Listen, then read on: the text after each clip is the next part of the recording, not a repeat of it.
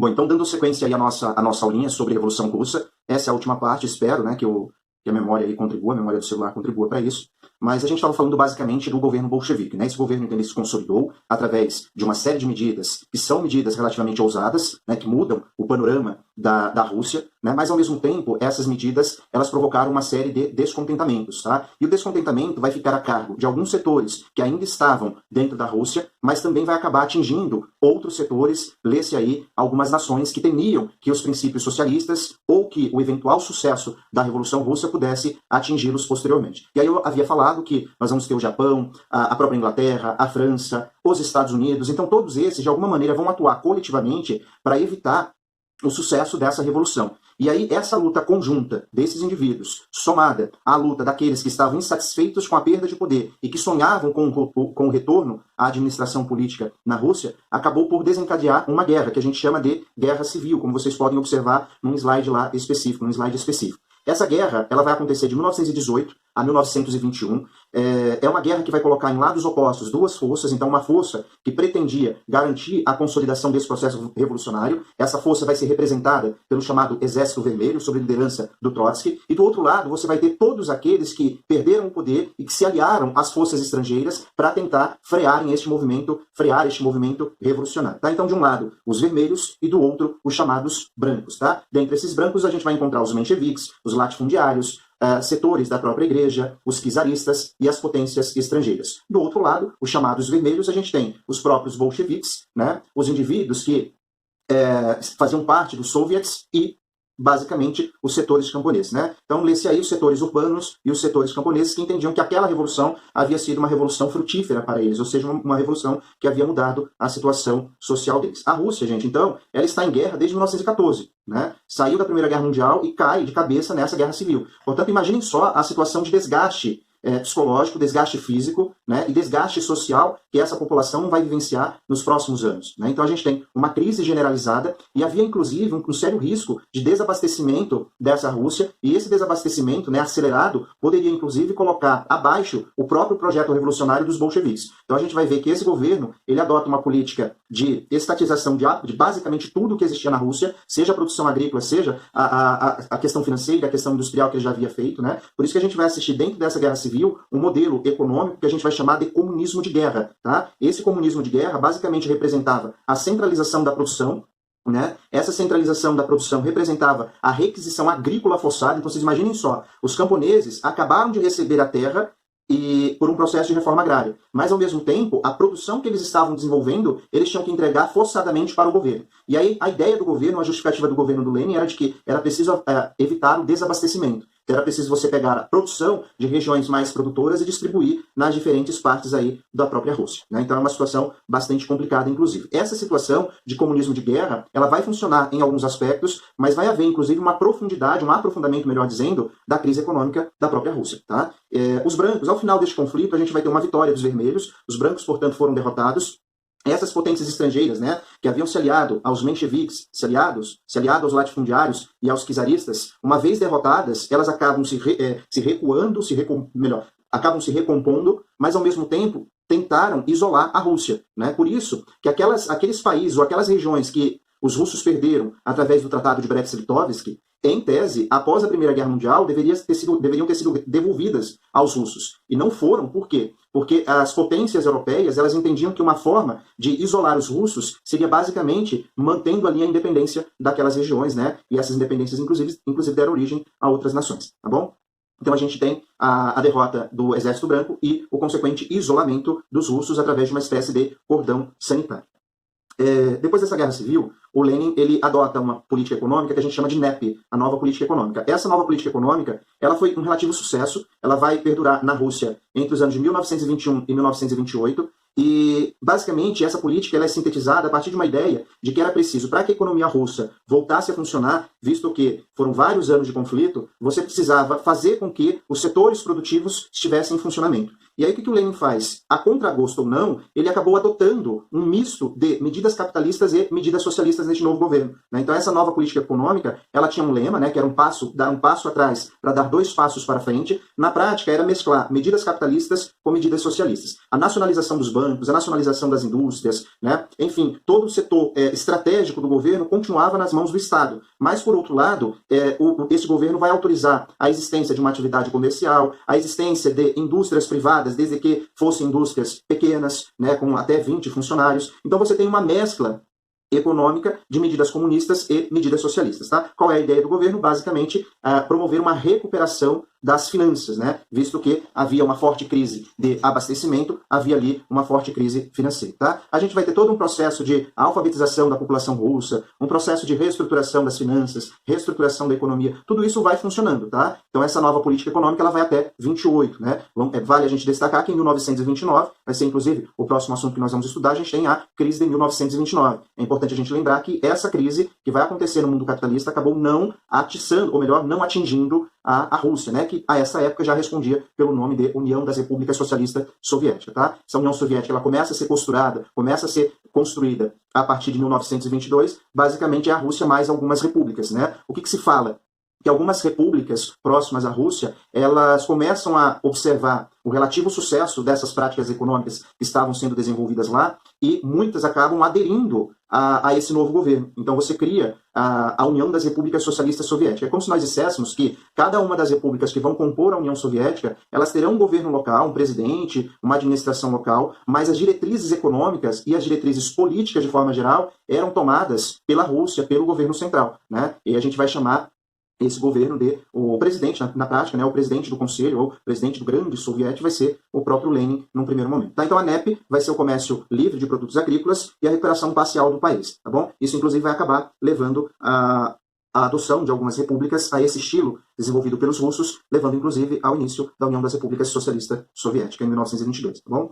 Vale destacar que, em meio a essas medidas que estão sendo adotadas pelo Lenin, ele acaba sofrendo um atentado, e ele acaba ficando com a sua saúde debilitada. E em 1924 ele acabou morrendo, e essa morte abriu um processo de disputa pelo poder entre 2 importantes figuras. O Leon Trotsky, né, que a princípio seria o seu natural herdeiro político, né, visto que o Trotsky era aquele líder do Exército Vermelho, né, e do outro lado você tem o Stalin. Tá? O Stalin ele foi alçado à posição de secretário-geral do Partido Comunista em 1922, é uma figura que não esteve presente na cena da Revolução Bolchevique propriamente dita, mas acabou alçando postos de comando dentro do Partido Comunista e adotando uma, digamos assim, uma posição estratégica. Porque sendo ele o secretário-geral do Partido Comunista, a gente vai observar o quê? Que sendo ele esse secretário, ele tinha ligações, ele conseguia estabelecer vínculos com uma série de indivíduos que compunham esse Partido Comunista. Né? Explica melhor isso, Walter. Vamos pensar o seguinte, essa escolha entre o Trotsky e o Stalin vai ser feita pelos comunistas, tá? Não vai ser um voto direto. Olha, quem vai suceder o Lenin, que acabara de morrer? O Trotsky ou o Stalin? Não foi um voto direto. Quem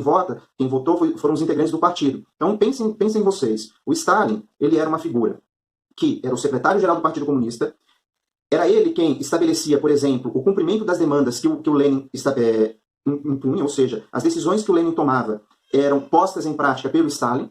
Então era o Stalin que conversava com diferentes prefeitos, diferentes regiões, sabia basicamente das demandas de todos eles, sabia dos podres ou não que eventualmente um ou outro indivíduo pudesse ter, e aí veio a eleição. Tá? E nessa eleição, portanto, o Stalin ele tem a máquina na mão.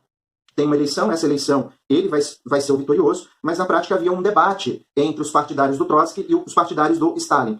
Os partidários do Trotsky, o próprio Trotsky, defendia a ideia de que a Revolução Russa deveria ser uma revolução permanente. Ou seja, o futuro da União Soviética estava no fato de você colaborar com movimentos socialistas fora da União Soviética. Significa dizer que era preciso incentivar os movimentos socialistas fora dali, ou seja, incentivar revoluções de caráter socialista dentro de toda a Europa. Né? Somente assim o socialismo conseguiria sobreviver. Daí a expressão revolução permanente. Claro que essa proposta é uma proposta interessante, mas vale destacar que a população já estava cansada de guerra. Eles estavam guerrearam de 1914 a 18, depois de 18 a 21. Ou seja, muitos anos de conflito. Quem é que estava disposto a continuar desenvolvendo habilidades militares através do Exército Vermelho, né? Colaborando com as forças socialistas espalhadas pela Europa? Pouquíssimas pessoas estavam dispostas a comprar esse discurso. Embora o Trotsky fosse muito querido diante da população. Então, setores populares o adoravam. Né? Vamos lembrar que ele foi, inclusive, líder do soviete de Petrogrado, o maior soviete da União da Rússia. né? Ou seja, ele tinha uma influência, mas uma influência nos setores populares. E não foi o setor popular que votou nessa eleição, né? Quem vota são os bambambãs do próprio Partido Comunista.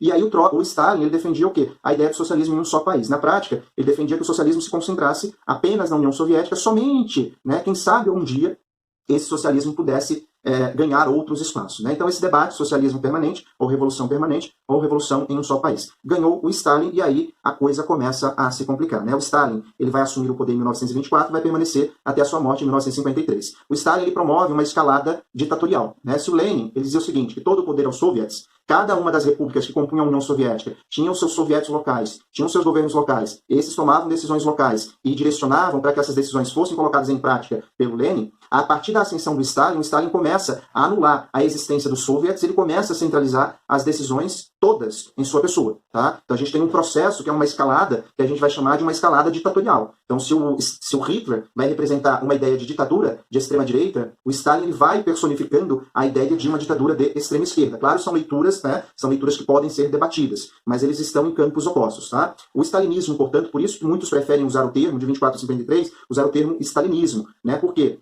A concepção de socialismo, a concepção comunista, não fala em governo centralizado, a existência de um só partido político, nas mãos de uma só pessoa, né? Não fala disso, mas o Stalin, ele vai tomar todas essas medidas, tá bom? Então a gente tem a ditadura totalitária, a eliminação da oposição, então todos aqueles que eram vistos como opositores a ele serão perseguidos, daí a ideia de expurgos, prisões, torturas, né? A gente vai ter os campos de trabalho forçado, envio de inimigos políticos para a região da Sibéria, e um dos que mais foram perseguidos pelo Stalin foi o próprio Trotsky, né? Que após a ascensão do Stalin permaneceu ali por um período na União Soviética, debatia com ele, falava o tempo todo contra as suas medidas, para preservar a sua vida, fugiu, acabou sendo exilado, deixando a União Soviética, né? Então Trotsky deixa a União Soviética e, posteriormente, inclusive, veio para a América, mais precisamente para a região do México, onde seria assassinado, né, por um agente da KGB,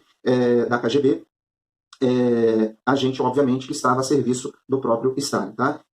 Trotsky acaba sendo assassinado por um desses agentes, lá no México, tá bom? Houve todo um processo, o governo do Stalin, gente, a gente tem toda uma estrutura ditatorial, uma burocracia estatal, um nível de corrupção, né? Depois você tem lá a abertura dos arquivos do Stalin, você vai desbaratinar uma série de elementos de corrupção, você tem todo um controle de ensino, personificação do líder, né? Todos esses elementos que estão descritos aqui, né? Controle do ensino, da comunicação, o cinema a serviço também do próprio governo, o sistema educacional também, uma forte propaganda governamental, o Stalin sempre alçado a uma posição de destaque, de grande liderança, frequentemente as imagens vão pintar o Stalin ao lado do próprio Lenin, e isso vai ser sempre era muito resquício, é muito difícil isso acontecer, mas o Stalin, ele vai exaltar esses elementos, pintando a todo momento a sua imagem próxima à imagem do Lenin, algo que não acontecia muito. O próprio Lenin dizia em vida que o Stalin era muito ambicioso, né, e que era preciso tomar cuidado com a sua figura. Há um processo de russificação de outras nacionalidades, ou seja, enquanto Lenin governou, as diferentes nações, as diferentes repúblicas que compunham a União Soviética puderam ter naturalmente a sua cultura, a sua língua. Quando o Stalin assume, há todo um processo de russificação, né? Os costumes, a forma de agir, todo elemento, todas as decisões passam a ser centralizadas, né? Por isso que mais tarde, inclusive, essas repúblicas, elas vão começar a lutar por democracia, vão lutar por liberdade. Por quê? Porque elas acabaram ficando dependentes do Partido Comunista Soviético, né? Na prática, o Partido Comunista Russo, beleza? A propaganda stalinista, depois vocês deem uma olhada nessas imagens, né? Aqui vocês têm nessa imagem Trotsky, inimigo do Estado, é como o Trotsky vai ser pintado, né? Um monstro que precisa ser abatido, é um monstro contra o Estado soviético, contra os russos, e o Stalin sempre pintado como protetor dos povos, como amigo, enfim, como uma figura que precisava ser vangloriada. Você vai ter, então, o controle da arte, né? O realismo, a arte soviética precisa ser realista, né? Então tem uma função didática, incentivo à submissão, a ideia, embora eles sejam contrários ao nacionalismo, ao amor à pátria, né? Essa pátria soviética, mensagens e linguagens populares de fácil assimilação, tá? O que a gente vai observar é que o Stalin, ele vai cancelar a NEP, lembra que a gente tinha medidas mistas, elementos econômicos do capitalismo, elementos econômicos do socialismo. O que o Stalin faz? Ele vai anular essa NEP e vai introduzir um novo modelo econômico em 1929 que a gente vai chamar de planos quinquenais, ou seja, uma economia planificada. Cada 5 anos seriam tomadas medidas de desenvolvimento de setores econômicos específicos. O primeiro setor econômico a ser desenvolvido dentro desse plano quinquenal, do primeiro plano quinquenal, foram as chamadas indústrias de base e também o setor produtivo. Você cria as chamadas grandes fazendas, né? Há todo um processo de coletivização agrícola. Tudo bem? Então, na prática, o que o Stalin está fazendo? Ele está centralizando tudo. Então, se ainda na época do Lênin você tinha uma mescla de elementos, aqui há todo um processo de centralização ou de estatização, né? O grande problema é que essa estatização ela vai estar, em alguns momentos, a serviço de interesses de elementos que compõem o próprio partido, ou seja, em última instância, a serviço dos próprios interesses do Estado, tá bom? A gente vai ter 3 planos quinquenais, tudo bem? Relativamente no campo econômico, a economia soviética ela vai ser um sucesso, então essas medidas adotadas pelo Stalin são um sucesso, né? Mas por outro lado, há um desastre político em decorrência das perseguições às minorias, em decorrência às perseguições aos contrários, né? Ou seja, aqueles que pensavam de forma distinta ao Stalin, de forma distinta ao próprio Partido Comunista, tá bom? Aqui a gente tem então um slide, né? Só para acabar, planos quinquenais, metas a cada 5 anos, indústria de base foi o primeiro, tá bom? Quando a Segunda Guerra começou em 39, eles estavam caminhando para o terceiro plano quinquenal, e, na prática, pretendia se investir nas questões relacionadas à química, enfim, um processo de tecnologia mais avançado, tá bom? Quando a gente fala de modelo socialista real, a gente está falando do socialismo real implantado na Rússia a partir de 1917, mas fundamentalmente a partir do governo de Stalin, tá bom? A gente prefere usar o termo stalinismo, porque, na prática, ele faz uma leitura própria dos princípios socialistas, tá bom? Você tem toda uma burocracia estatal, você tem ali privilégios a alguns indivíduos, e claro, isso não tem a ver, na prática, com o socialismo teórico, né, com a teoria socialista do Karl Marx, tudo bem? Então é importante, sobre a Revolução Russa, que vocês resgatem as causas, né,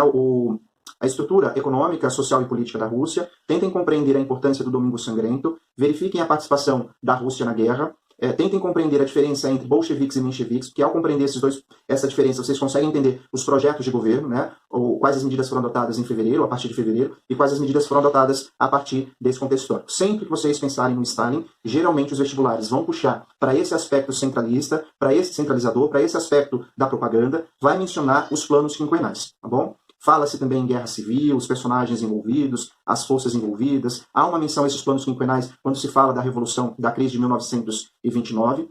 Tá?